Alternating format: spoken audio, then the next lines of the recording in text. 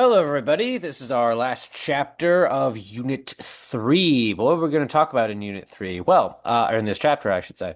Well, what we're going to talk about is going to be the figure and the presidency of Andrew Jackson. But we're not just going to talk about Andrew Jackson, the man. We're going to talk about the concept of Jacksonian democracy. Now, I would argue that Jackson, in and of himself, doesn't really matter all that much because Jackson is just one guy, and all history is not just one guy doing, is not just one.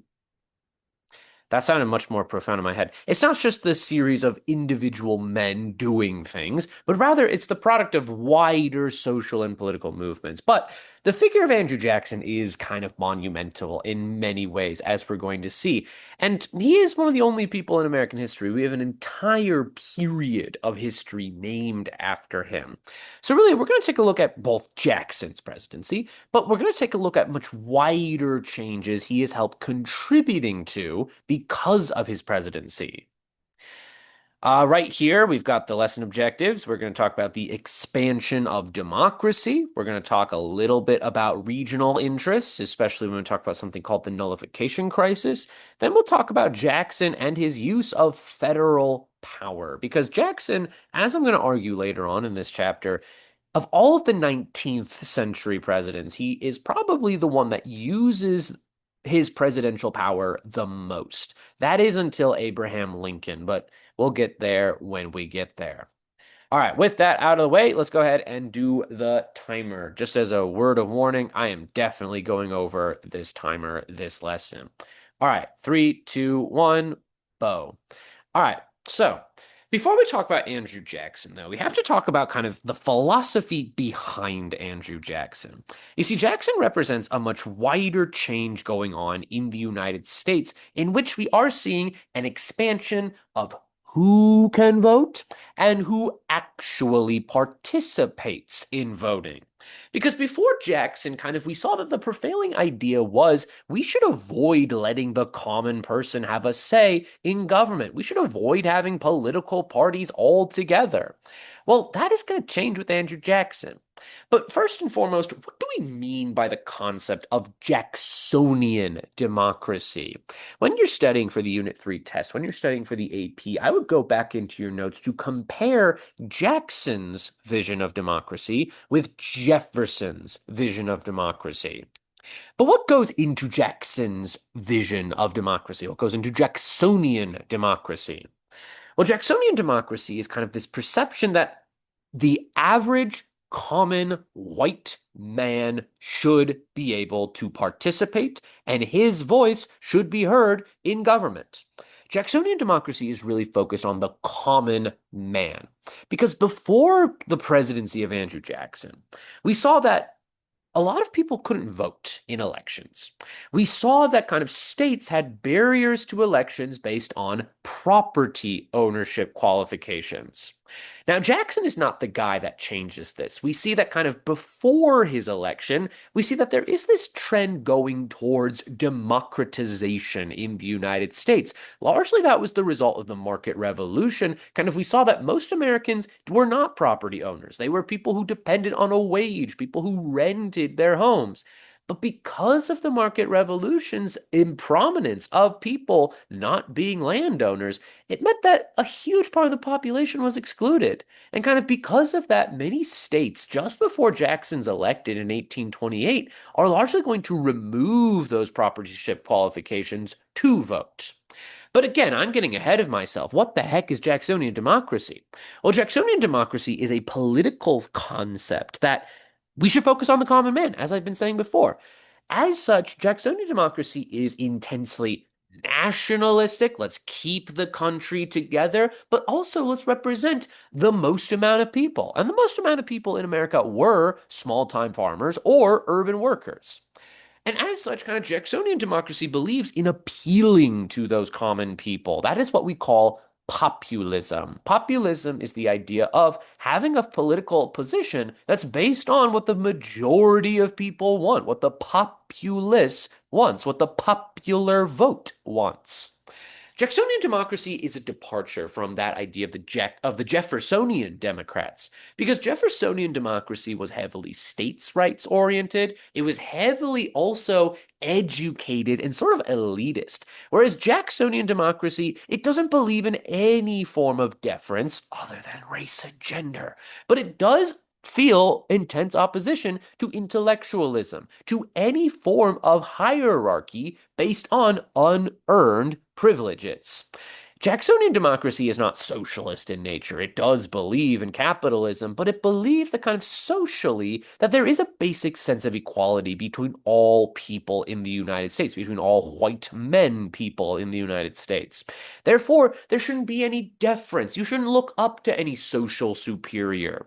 And again, emphasis on the common man. I can't emphasize that enough. I'm losing my mind here. But kind of getting back to a point that I was bringing up earlier, what caused this increased participation in who could vote was, of course, those lowering of property qualifications, the elimination of property qualifications in all of the states of the country, except maybe three of them, all things considered.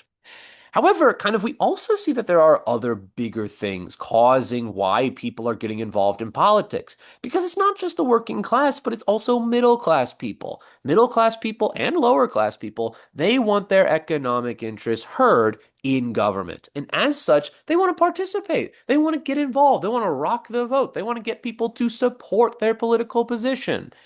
But we also see that Jacksonian democracy, you can kind of trace its origins if you buy a 19th century argument, something called the Turner thesis. Now, Frederick Jackson Turner was a historian in the late 1800s and the 1890s, and he's going to come up with this thesis that this idea of democracy, this idea of your vote mattering,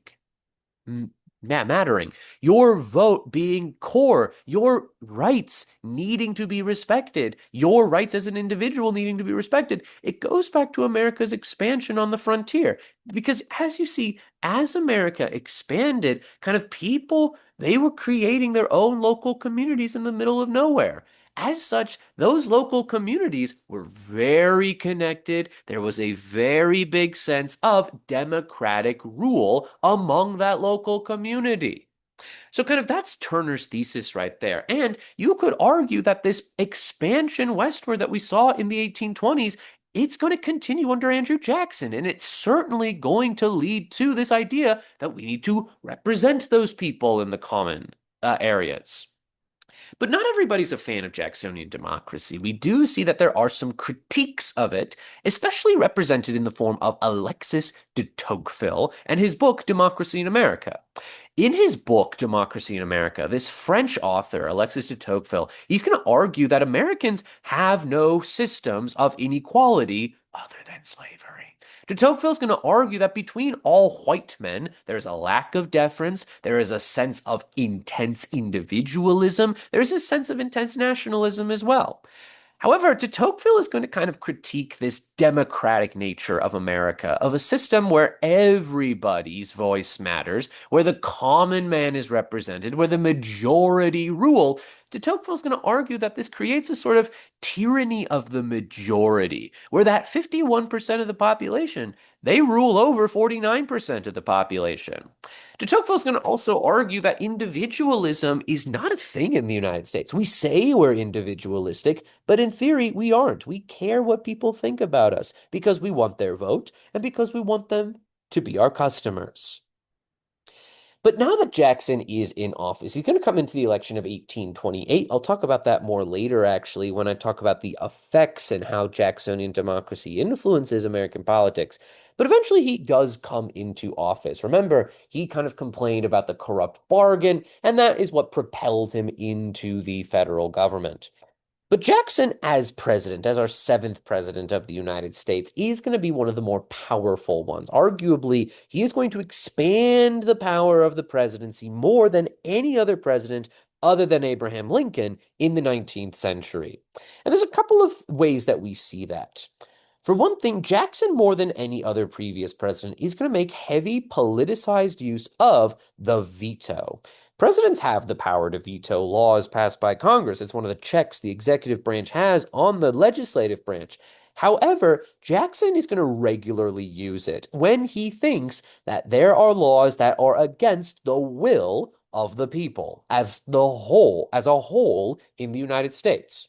An example of this is the Maysville Road veto. In 1830, Henry Clay is going to get Congress to pass something called the Maysville Road extension. Basically, it would have extended the old National Road into Kentucky, but Jackson vetoes this. He vetoes it mostly because he thinks it only benefits one part of the country, not the entirety of the country. Jackson hates Henry Clay as a human being, and we talked about that in class.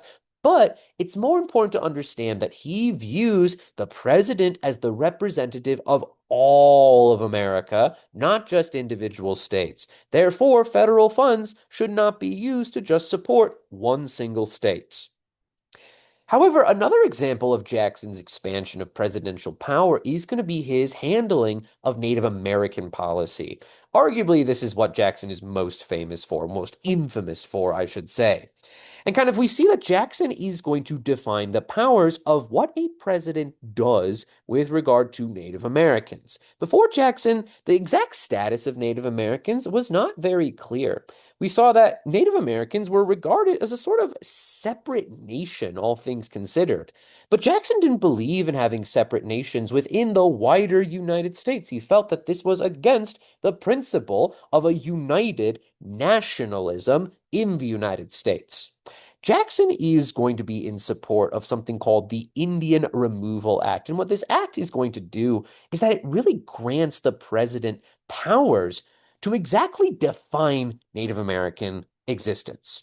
What Jackson's going to say under this law is that he has the power to enforce the removal of Native Americans. Once Native Americans sign treaties with the federal government, the president then can use his executive power to use the military to escort those Native Americans to Indian territory. And kind of the most infamous example of that is going to be what happens under the Trail of Tears. Now, this happens technically under Martin Van Buren's presidency, so the guy after Andrew Jackson, but Jackson lays the groundwork for it, first by approving of Indian removal in his presidency, but also by forcing indigenous people, kind of various groups in the Cherokee Nation specifically, to kind of accept bribes, and then in exchange for that, signing over the rights to the Cherokee land in Georgia.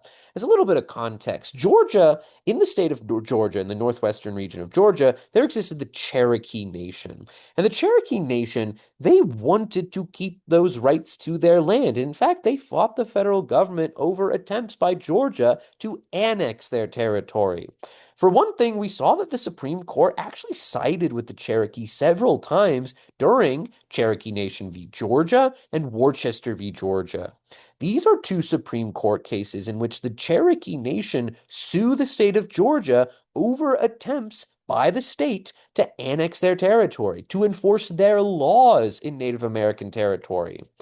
But ultimately, even though the Supreme Court will ultimately side with the Cherokee, ultimately say that Georgia can't annex their territory, that Georgia can't enforce their laws in their territory, Jackson's going to tell Georgia to just ignore these things. Georgia is going to be allowed to take over Cherokee land. They're going to be allowed to enforce their laws. They are also going to receive support from the federal government once Jackson kind of bribes dissident Cherokee to sign a treaty to remove their land from Georgia to the state area that becomes Oklahoma. That was then Indian territory.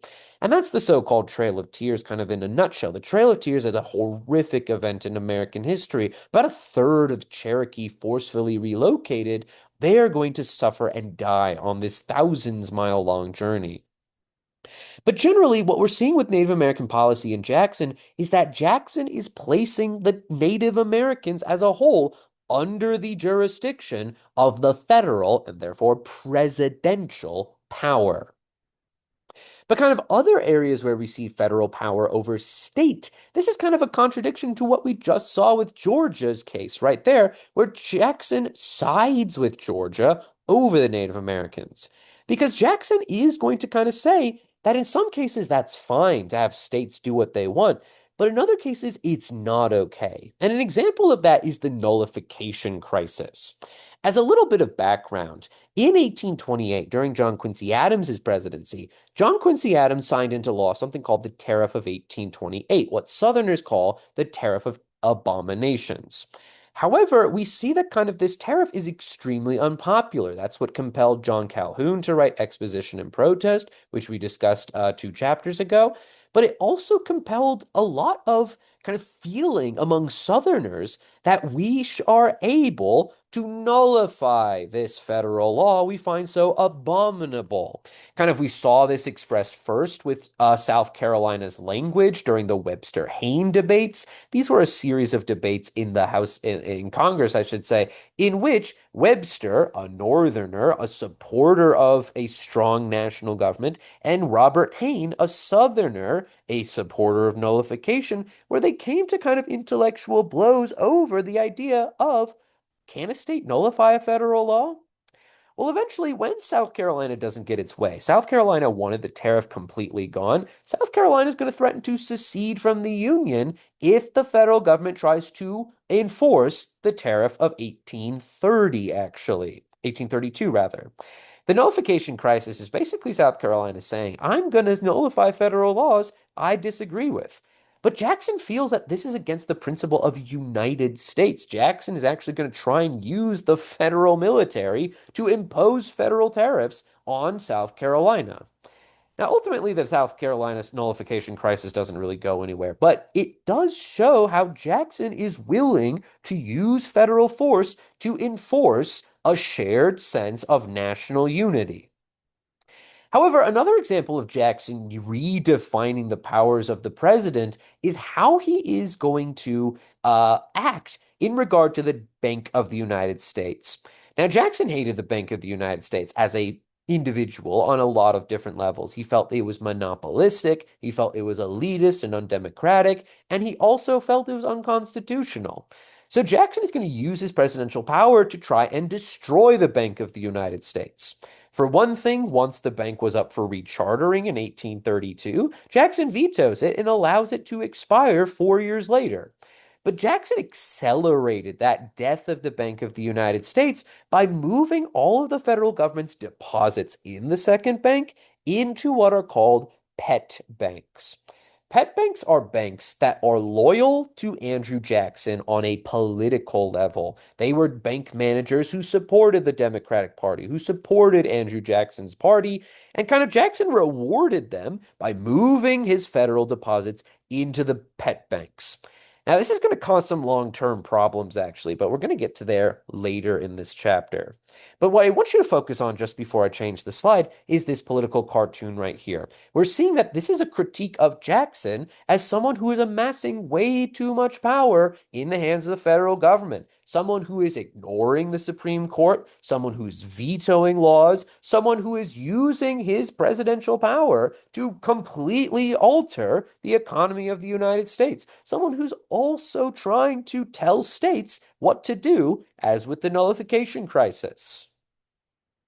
The effect of Jacksonian's of his presidency is going to be a couple of things. For one thing, Jackson introduced new political practices that he claimed to be democratic, that they were in the interests of the people as a whole. For one thing, Jackson is going to introduce something called the spoil system on the federal level. The spoil system is kind of the idea that presidents have the power to appoint into federal positions guys who are loyal to the president. You see, before Jackson, presidents appointed people into federal offices, oftentimes without regard to their partisan affiliation. They picked out people who were smart, educated, and experts in their fields. However, Jackson's going to say that this is something that creates career politicians, something that kind of stagnates Washington, D.C. It creates a sort of swamp, you could say, in Washington, D.C. But Jackson promises to make those federal positions more based on elections, more based on who's the president of the country. And if the president's the will of the people, then the president should be able, by the consent of the people, to pick out new people into federal positions. Jackson called the spoils system rotation in office. Basically, he's getting new blood into the federal system. Jackson also distrusted career politicians, and that's why he largely listened to the advice of his kitchen cabinet. The kitchen cabinet was largely kind of a group of informal advisors to the President of the United States. But kind of in line with Jackson's ideas of populism, Jackson's going to really run his political campaigns on populist appealing to the people. And an example of that is the election that got him into office, the election of 1828. This election of 1828 really emphasized that Jackson was a man of the people, that he was fighting against the elitist John Quincy Adams. John Quincy Adams was kind of someone that Jackson called unqualified to be in office because he lost the popular vote in 1824. He had the corrupt bargain. These things made him against the people. Jackson was against that. And Jackson railed against the corrupt bargain, and that kind of propelled him into the White House in 1828. He appealed to the common man dissatisfied with politicians who didn't represent their interests. But kind of the other effects of Jackson's presidency are felt well after Jackson leaves office. One of the most important is that Jackson's presidency is so controversial, it leads to the second party system of the United States. Kind of Jackson's policies regarding the American system and his vetoing of the bank, his opposition to kind of internal improvements, this is what created a second party system. The second party system is really defined by, do you like Jackson or do you hate him? And Jackson's supporters will coalesce into what becomes the Democratic Party. The Democratic Party in the second party system is in favor of westward expansion. It's in favor of Jacksonian democracy, that appeal to the common man, and it's in favor of being against the American system. As I said, did I already say that? I think I did. American system is something that they hate. They like westward expansion. They like Jacksonian democracy. I got this cat to distract me. Oh my gosh. But everyone who hates Jackson, they're going to form the Whig Party. The Whig Party is a collection of Jackson haters. Basically, they like the American system. They want a strong federal government, and they're a bit more elitist. They appeal to kind of upper middle class people, and they're more of a northern kind of political institution.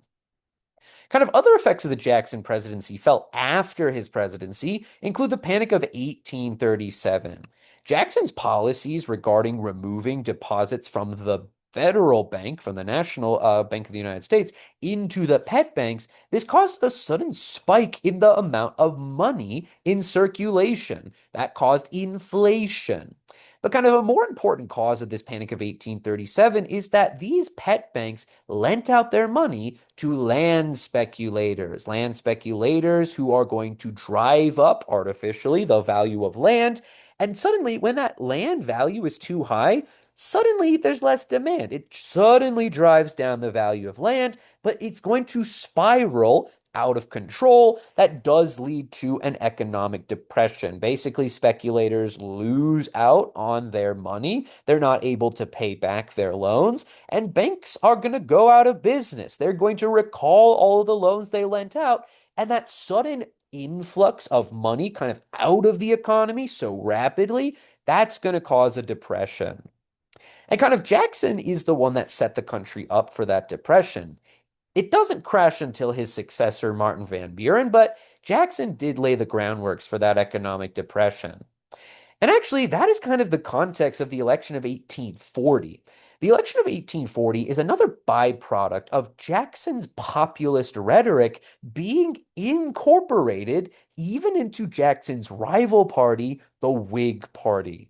You see, the Whig Party, that is going to kind of be the party against Andrew Jackson. But in 1840, they're actually going to co-opt Jackson's populist rhetoric of appealing to the common man by, well, appealing to the common man.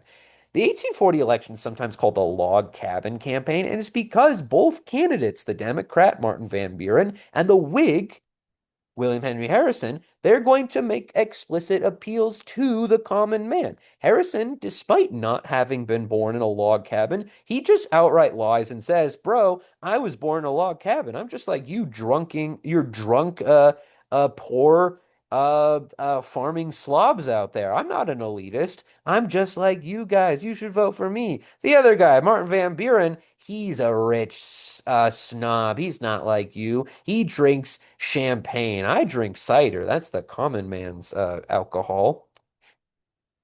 All right. Well, that's the kind of legacy of Andrew Jackson right there. Harrison dies 30 days into his office, and we'll pick up on that later. But that's the gist of the American of what's going on during Jackson's presidency, and a little bit about the effect of his presidency. All right, thank you guys. Have a blessed day. Sorry it goes this went over a little bit. All right. And that leads me to going to there. And that leads me to